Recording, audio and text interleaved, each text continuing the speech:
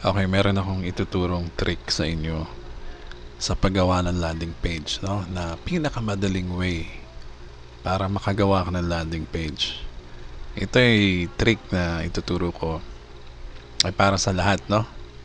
Lalo na syempre yung members namin, no? Yung kasama dito sa aming Global Premiers GC number 2. Ito yung aming group chat kung saan kami nagkukumpulan, no? At excited sa launch ng company sa July 1. So ano ba yan, Edgy? Ano yung pinost mo dyan?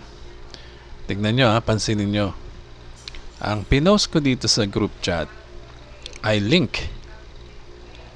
Papansin mo, https www, kahit nawala na yung W, okay lang. wowproducts.club. Hindi natin i-reveal muna kung ano bang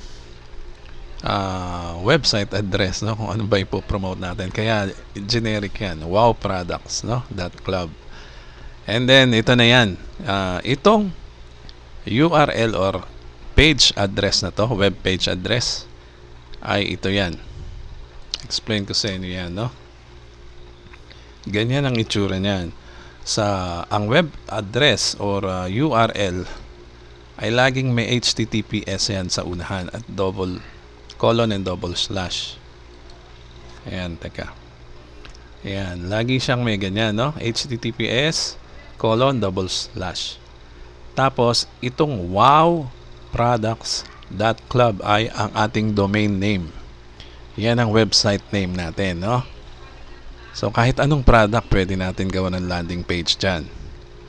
And then, itong next na to, slash, ibig sabihin yan, directory yan. Meron tayong GP directory kung saan nakalagay yung ating pages o landing pages para sa global premieres, no? Kaya GP. So, makikita mo, naka-slash GP and then slash ulit. And then, ito, huwag kayong malilito dito, Una, meron tayong code na question mark. So, ibig sabihin yan, question mark na yan, ang kasunod niyan ay code para sa video. Kaya vid, no? Video equals, parang tinatanong niya kung ano bang ID ng video. Tandaan nyo, itong vid equal ay video yan, no? So, itong green na to, ito yung video ID sa YouTube. Yan. Hanggang mga ilang characters lang yan. 4, 5, 6, 7, 8, 9, 11 characters, no? At magtatapos yan dito sa end. Kumbaga, tinanong niya, ano video ID? Equal, ito. Ikaw ang maglalagay nito kung anong video ID ang ilalagay mo, ha? And then, end. So, may kasunod pa. May tanong uli siya. ID. O, yung ID natin, yung username na yan. ID equal username ko. Siyempre, ilalagay nyo dyan, username nyo. O, tatanungin mo, kaya ako nilagyan ng kulay para makita nyo yung separation, no, ng bawat section niya, no? Domain name, directory, nagtatanong ng video ID. Ito ang ID ng video galing sa YouTube. Tapos may end uli dito.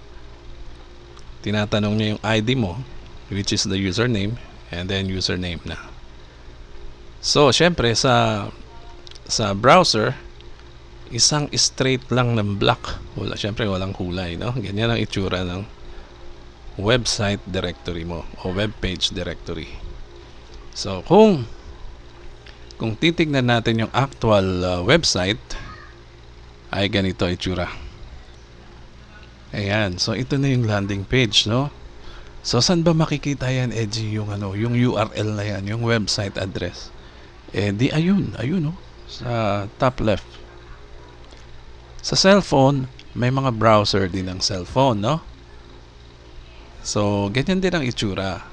So, makikita mo, asan na yung HTTP? Andyan lang yan, naka-hide yan. Ayun, no? Nakita mo? HTTPS domain name, ito, And then yung directory ng Global Premiere. Nagtatanong, what video ID? Dito ang i-edit natin. Tandaan nyo yung ID lang na after ng equal. Diyan ang papalitan nyo, no? Ito. And, okay? ID uli, tinatanong niya, no? So, ito pa ang papalitan mo ng username mo. Yan. Okay? So, nagkakaintindihan na tayo dyan. Ayan ang URL or web page address. Okay? Zoom out tayo. Ito na yung ginawa kong quick landing page creator na manually nyo gagawin. Napakasimple nito. Karamihan sa atin hindi marunong gumawa ng video. So, pwede nyong gamitin ang video na mapipili nyo sa YouTube. Yung mga video ng iba, let's say, meron ka nagustuhan, ilalagay mo siya dito sa landing page. Ano ba itsura ng landing page, Eddie? Ayan lang, oh. Single page lang yan. Meron ka unting dito, message. Get ready for global premieres launching July 1. Tapos ayan, oh. Meron tayong short copy dito ng about global premieres, and then yung button kagad ang bumungad, register now. Ano ba yung register now na yan, Edgy? Ibig sabihin yan, dahil username ko ang nandito sa dulo ng website address, pag clinic ng tao ito, ng visitor or pinag-sharean mong tao, saan pupunta yan? Siyempre, dyan, sa Global Premiere website. And then, nandyan yung mo, siyempre, sa'yo to. Yan. So, siyempre, ito yung landing page mo sa Global Premiere. And then, pag nag-register ang visitor dyan, saan pupunta yan? Dahil ikaw ang nag-share ng landing page, dapat ikaw ang nakalagay sa sponsor. Di ba? Ayan. So, babalik tayo dito. Ayan, balik tayo dito sa landing page mo. Okay? So, yan lang ang purpose niyan. Ma-attract, maintindihan ako ng iyong prospect ang video, and then, ma-encourage siya mag-register. Okay? Pag nag-register siya, sa'yo pupunta.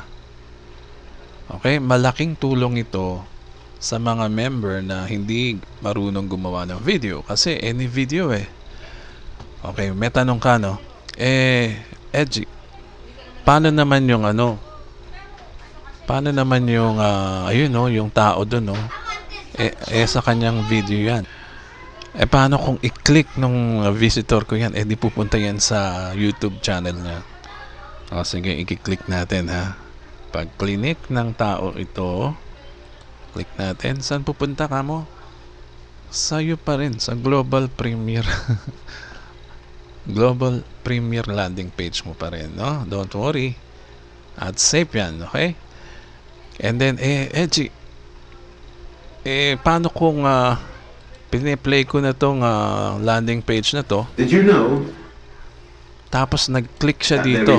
Nag-click siya dito sa baba kasi may alam ko pupunta yan sa YouTube channel niya. Hindi yan nakiklik. Hi, I'm Tony. Actually, yung mga suggested videos dito hindi nakiklik, no? Ang makiklik niya lang yung center. And I've Yung been player. in Yan, yung sa center lang. So, safe yan. Kahit ito, pag click nitong watch later or share this video, pupunta pa rin yan sa landing page mo. Diba? So, napaka-safe nito. Gamitin as landing page para sa mga members na hindi marunong gumawa ng video. And then, Edgy, ano pa meron dyan? Ito yung copy URL link. Iyan na yun. Pag kinapi mo yan, ibig sabihin, pwede mo na i-share sa Messenger. Ipe-paste mo na lang yan. Okay? Na-copy na, Tingnan mo. Ayan, copy mo na yung link sa clipboard. Ready to paste na yan sa Messenger. So, and then, ano naman yung homepage, Eddie? May homepage dyan. Pag clinic ng visitor ko yan, saan pupunta? Di doon din sa landing page mo. Doon pa rin, edgy pa rin yan, di ba? So, itong landing page na to ay napaka-useful para dun sa mga member na hindi pa marunong gumawa ng video para mag-share sa online. So yan, any video na magustuhan nyo, palitan nyo lang, tandaan nyo papalitan nyo lang yung video ID. Ayan, ayun. Papalitan mo lang yung video ID na yan at mababago na yung laman ng landing page. Try nga natin. Pupunta ako sa YouTube Teka, dito. Meron akong kakopyahing landing page. Video sa YouTube. At papalitan ko tong video ID na to. Tingnan natin ano mangyayari Yan. Para makita nyo. Yan Paste. Ayun, nabago na Pag clinic ko yan, naging iba na yung video. So kahit na anong video pwede nyong i-share at ilagay dito sa landing page natin. Okay? So yan lang muna. Ito po si Edgy Garcia. Sana makatulong ito sa inyo. Maraming salamat po.